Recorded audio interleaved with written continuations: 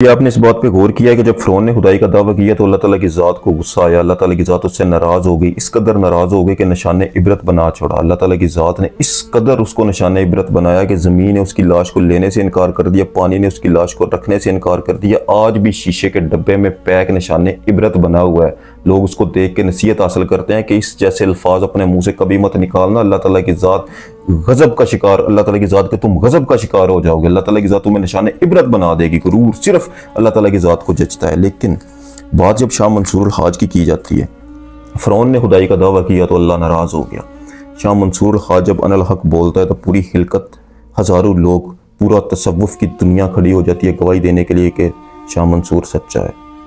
बात कहते हैं कि शाह मंसूर कामल इंसान था, बात कहते हैं अल्लाह का वली था, बात कहते हैं इश्क का कलंदर था, बात कहते हैं फ़ना की हस्ती था, बात कहते हैं अपने अंदर बका को पा लिया था, बात कहते हैं वो अपनी ज़ात को जान गया था, बात कहते हैं वो खुद था ही नहीं, उसके अंदर कोई और बोल गया।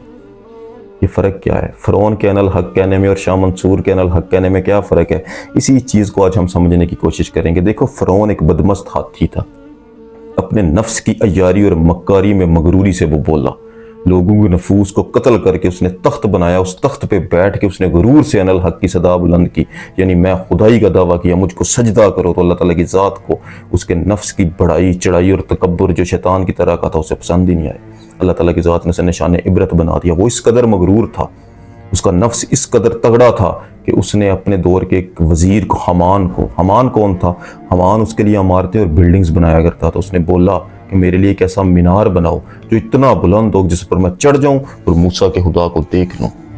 यानी उसने अल्लाह ताला की ज़ात के साथ डायरेक्ट जंग करने का इरादा किया और उसने वो मीनार बनाया भी, उस पर चढ़ा भी और तीर भी चलाए। अल्लाह ताला की ज़ात है ना, उसकी कुदरत है, उसी तीरों को अल्लाह ताला की ज़ात ने उसी की जानिब मोड़ दिया और उसकी चालें सब उस पर उल्टी कर दी और निशान इबरत बना दिया और हज़रत मूसा अलैहिस्सलाम के हाथों उस फ़िरौन को पाया तकमील तक पहुँचाया। लेकिन बात जब शाह मंसूर हाज की जाती है तो तसव्वुफ़ की दुनिया में इसको अलग तरीके से बयान किया जाता है। तसव्वुफ़ में इसे कैसे बयान किया जाता है? देखो, तसव्वुफ़ की दुनिया में एक चीज़ बताई जाती है हमें, तहलीक आदम। तसव्वुफ़ वाले कहते हैं कि जब हज़रत आदम अलैहिस्सलाम को तहलीक किया गया था, उस हज़रत आदम अलैहिस्सलाम के बुत को सजदा नहीं था हुआ, यानी उनके मिट्टी के वजूद को सजदा फरिश्तों ने नहीं था किया। सजदा किसी और ज़ात को हुआ था, किसी और शय को हुआ था। उस वक़्त अल्लाह ताला की ज़ात ने एक नूर हज़रत आदम अलैहिस्सलाम की पुश्त में दाखिल किया। उस नूर के अंदर इसमें अहमद, उस नूर के अंदर इसमें अल्लाह, उसी नूर के अंदर लो और उसी नूर के अंदर कलम के तमाम कलमात और इल्म मौजूद था। उस नूर को तमाम फरिश्तों ने सजदा किया। और तसव्वुफ़ की दुनिया में यह भी माना जाता है कि उस वक़्त तमाम फरिश्तों ने उस नूर का जलवा देखा भी था और देख के सजदा किया था। यानी इंसान के अंदर इंसान की बहुत बड़ी कोई हकीकत मौजूद है। इंसान की ज़ात इतनी आम नहीं, इसकी ज़ात बहुत गहरी ज़ात है और शाह मंसूर हाज ने वही सफ़र किया था। वो सफ़र, उसका आगाज़ हमेशा इंसान के नफ्स से होता है। जैसे नबी पाक सल्लल्लाहु अलैहि वसल्लम ने फरमाया ना कि सबसे अफसल जहाद है कि तुम अपने नफ्स को शिकस्त दो, अपने नफ्स के साथ जंग करो। लेकिन क्या आपने कभी गौर किया कि अगर आप नफ्स को शिकस्त देंगे तो आपको हासिल क्या होगा? आपको क्या हासिल होगा? यानी इंसान अपनी ज़ात को फना करता है, अपनी ज़ात को हरा देता है। नफ्स क्या है? नफ्स आपकी ज़ात है ना, उसी ज़ात को आप शिकस्त देते हो, उसे हरा देते हो, तो आपको हासिल क्या होगा? शायद इंसान बहुत गहरा है, इसके अंदर बहुत दरवाजे मौजूद हैं। तो शाह मंसूर का सफ़र, इल्म लदुनी का सफ़र, इसी दरवाज़ों का सफ़र था, अपनी ज़ात का सफ़र था।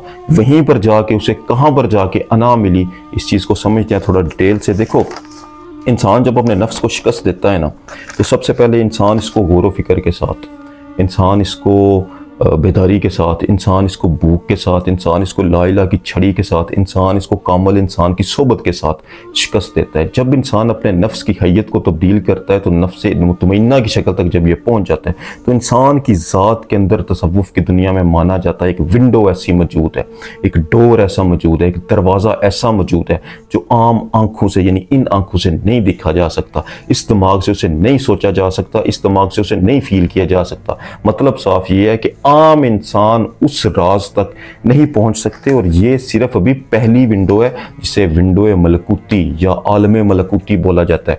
उस कैफियत में जब इंसान या शाह मंसूर पहुंचा तो शाह मंसूर के अंदर एक चीज़ पैदा हो गई थी, यानी वो फरिश्तों की मानिद अल्लाह ताला की ज़ात को पुकारा करता था। जैसे फरिश्ते अल्लाह ताला की ज़ात का बगैर थमे बगैर रुके जिक्र करते हैं। तो शाह मंसूर के अंदर भी ये चीज़ पैदा हो गई थी, वो हर वक्त उस चीज़ को उस विंडो में, यानी फरिश्तों की मानित अल्लाह ताला की ज़ात का जिक्र किया जाता है। उस वक्त इंसान का जिक्र एक इसम की शक्ल ले लेता है, यानी इंसान का वजूद एक इसम की तरह जिक्र करता है, एक फरिश्ते की तरह जिक्र करता है। लेकिन बात यहाँ पर ख़त्म नहीं होती।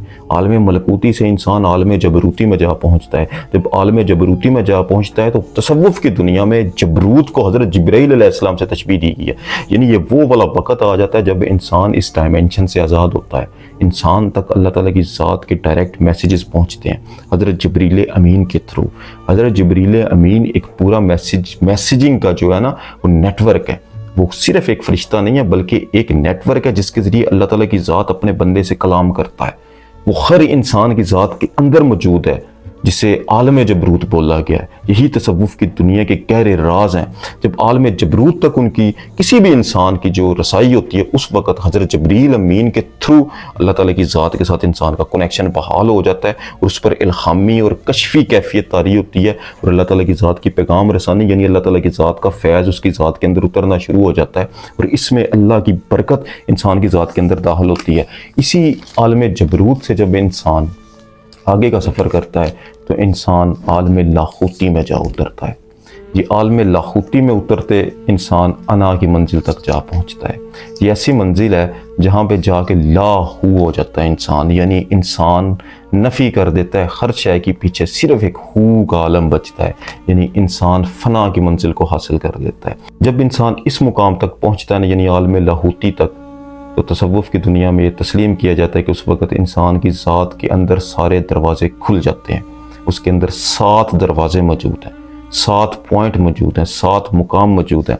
इसका पहला मुकाम नफ्स, इसका दूसरा मुकाम कल्ब है, यानी इंसान का कल्ब रमा हो जाता है। इसका तीसरा मुकाम रूह है और वो रूह इंसान को अपने कल्ब के अंदर मिलती है, अपनी ज़ात के अंदर, यानी अपनी कल्ब के अंदर इंसान को अपनी रूह का मरकज़ मिलता है। उसके बाद अपनी रूह के अंदर इंसान को एक राज मिलता है जिसे सिर बोलते हैं। वो एक अलग आलम है, वो एक अलग पॉइंट है, वो वाला भी ओपन हो जाता है। जब सिर का राज इंसान पर खुलता है तो इंसान पर खफ़ी का राज, यानी एक मख्फी चीज़ें इंसान तक पहुंचना शुरू हो जाती हैं। जब इंसान पर खफ़ी खुलता है तो इंसान अफ़ा की मंजिल तक जा पहुंचता है और जब इंसान अफ़ा तक जा पहुंचता है तो इंसान अना की मंजिल को हासिल कर लेता है। और अना एक ऐसी चीज़ है, एक ऐसा दरवाज़ा है जो इंसान की ज़ात के अंदर मौजूद है। तो शाह मंसूर अल हाज ने ये सारे सफ़र किए और अपनी ज़ात के अंदर मौजूद अना तक जा पहुँचा था। और अना जाकर जब इंसान देखता है, यानी उस मुकाम पर, उस आलम में जब इंसान पहुँचता है, वो अना इंसान को अपनी ज़ात के अंदर नजर आती है। उस अना को देख के शाह मंसूर ने बोला अना हक है, अना है, वो राज इंसान के अंदर मौजूद है, वो हक है, वो झूठ नहीं है, वो हक है, अना हक है, अना हक है। ये शाह मंसूर का नारा था। लेकिन लोगों ने समझा कि शाह मंसूर हाज आम बंदा था ना, जिसने नफ्स की पहली स्टेज से आगे सफ़र नहीं किया हुआ था, उसने समझा शाह मंसूर पागल हो गया, शाह मंसूर कुफर बकता है। लेकिन तसव्वुफ़ की दुनिया में इसको ऐसे नहीं देखा जाता। वो कहते हैं नहीं, तुम लोग इस राज को नहीं जान सकते। शाह मंसूर ने अपनी 7 मंजिलों के नीचे जाके उस अना को देख के हक बोला था और अना हक है। ये शाह मंसूर का एक मुकदमा है जो अहले तसव्वुफ़ बयान करते हैं। आज के लिए इतना ही। जज़ाकल्लाहु खैर।